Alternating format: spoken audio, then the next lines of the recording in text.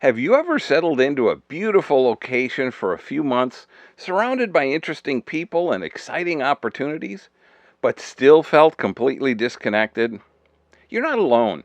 I'm Rick Soetebier, and I've discovered something fascinating about the RV dating world that most people miss completely. Here's the truth. Most RVers get stuck in a bubble, only connecting with other nomads while missing out on incredible relationships with locals who could transform their experience. After spending a couple of years on the road, I've developed a system that breaks through this barrier. Today, I'm sharing my medium-term dating strategies that work specifically for 2 to 4 month stays. Strategies that have helped me find meaningful connections and even love while maintaining my freedom on the road. This isn't about quick fixes. It's about creating a dating approach that fits your mobile lifestyle.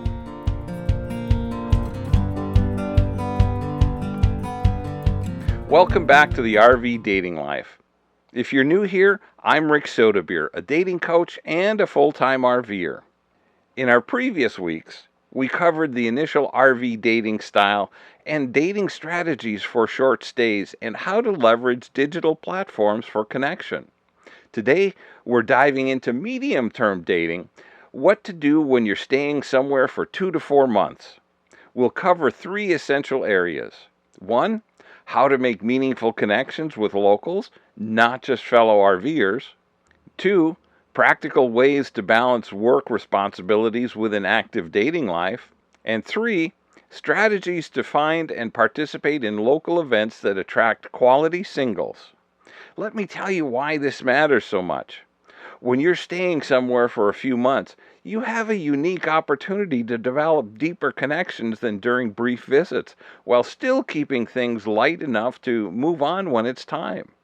It's the perfect middle ground, and most people completely miss it. Let's talk about the biggest challenge I hear from my clients in the RV community: connecting with locals. It's easy to fall into the comfort zone of RV parks and campgrounds where everyone understands your lifestyle. But here's what I've learned. The most enriching relationships often come from branching outside that bubble. When you're staying somewhere for 2 to 4 months, you have a distinct advantage. You're there long enough to establish yourself as more than just a tourist, but without the pressure of permanent commitment. Here's my 4-part strategy for making the most of these medium-term stays. First, establish your local routine. Choose a coffee shop you'll visit regularly.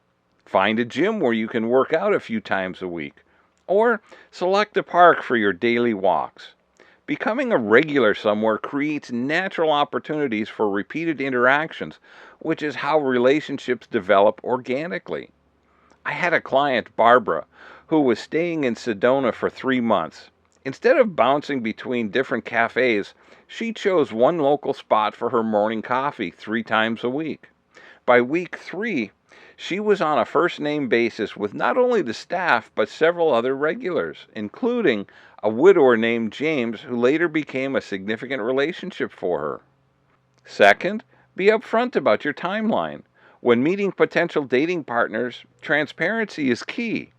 I recommend saying something like, "I'm here until March, making the most of my time in this beautiful area." This sets expectations and, surprisingly, often makes you more appealing. There's something attractive about a defined timeline that creates just enough urgency to keep things interesting. Third, create a local home base. This could be decorating your RV site with personal touches like potted plants and outdoor seating, or finding a co-working space if you're working remotely.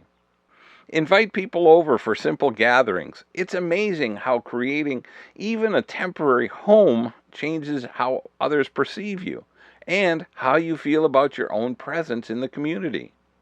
Finally, adopt a locals mindset.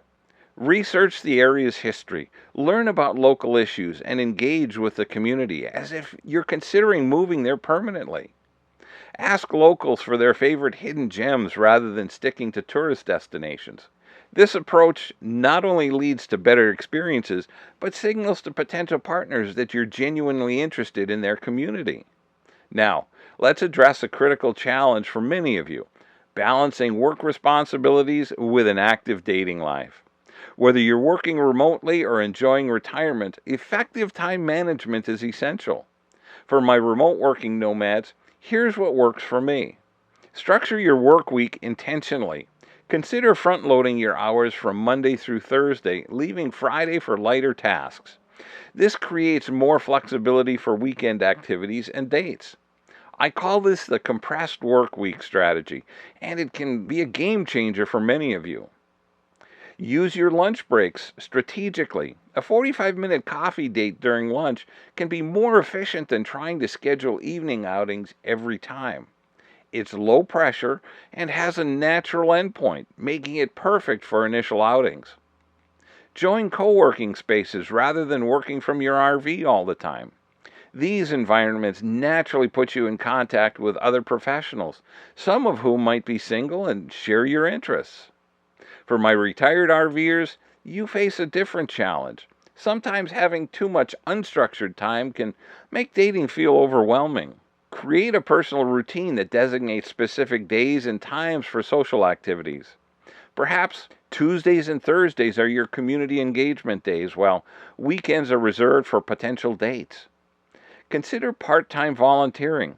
I've had numerous clients find meaningful relationships while volunteering at national parks, community gardens, or local events. It's a double win. You're contributing to the community while meeting people with shared values. For everyone, regardless of work status, remember that dating shouldn't feel like another job. Quality always trumps quantity. It's better to have 2 meaningful dates in a month than 8 superficial coffee meetings that go nowhere. And here's a tip that works wonders. Block out dating admin time on your calendar. Specific hours dedicated to messaging matches, following up after dates, and planning your next outings.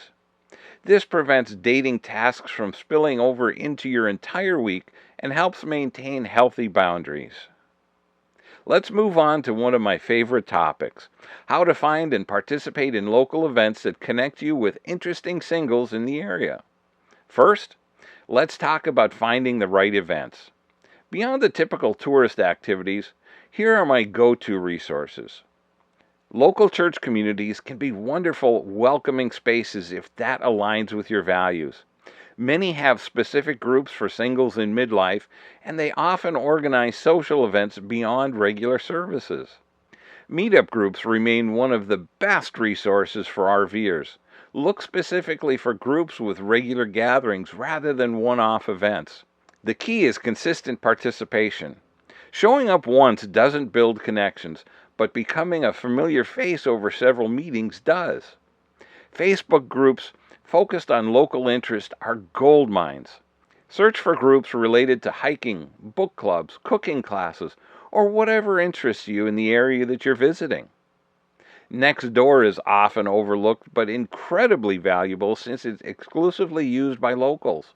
Create an account with your temporary address and you'll immediately see neighborhood gatherings, garage sales, and community events that tourists never hear about. Now, for effective participation strategies, first, commit to attending at least 3 sessions of any group you join. I call this the 3 times rule. The first time you're a stranger, the second time you're familiar, by the third time you're becoming a part of the community. I was an organizer for a fairly large meetup group in the Kansas City area for many years. One of the things I discovered is that most people have a fear of that first visit because they don't know anyone.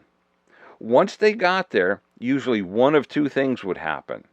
They would overcome their fear and actively meet people, or they would remain reclusive and not participate in conversations. 95% of the reclusive people never returned and never made new connections. Second, position yourself as a visiting expert rather than just a tourist. If you're an experienced hiker staying near a national park, join a local hiking group and offer your insights. If you're a retired teacher, volunteer at a community education event. This positions you as someone bringing value, not just passing through. Third, host a simple gathering yourself.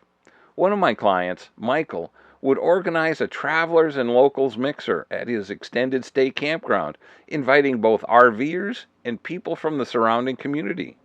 He'd keep it simple. Everyone brings their own drinks and a snack to share. These gatherings became so popular that campgrounds started asking him to host them as official events. Fourth, participate authentically. Don't attend art classes if you hate art just because you heard it's a good place to meet singles. Your genuine enthusiasm for activities you actually enjoy is magnetic and leads to connections with compatible people. As we wrap up today's strategies, let me emphasize something important. Medium-term stays offer a unique sweet spot in the RV dating world. You have enough time to develop meaningful connections without the pressure of performance. Remember these key points. Establish local routines and a home base that help you connect with the community. Structure your work schedule intentionally to create space for quality dating opportunities. Participate consistently in local events and groups, following the 3 times rule. The beautiful thing about dating during 2 to 4 month stays is that it often leads to ongoing connections. I've had clients develop relationships that transition to long distance and then reconnect when their travel paths align again. Others have found partners who decided to join them on the road. And some have created networks of meaningful connections across the country that enrich their nomadic lifestyle. Next week, we'll discuss developing relationships during long-term stays of 6 months or more. Until then, I'd love to hear your experiences with medium-term dating strategies. Drop a comment below about your biggest challenges when you're staying somewhere for a few months. If you found this helpful, please hit the like button and share this video with other singles in the RV community. And if you haven't already downloaded my free guide, The 5 Biggest Dating and Relationship Mistakes and How to Avoid Them, you'll find that link in the description below. It's absolutely packed with insights that apply whether you're settled in one place or traveling the country. Click the link in the description below to grab your copy now. It's completely free. Until next week, happy dating, and remember, your dating life doesn't need to be on pause just because you're traveling.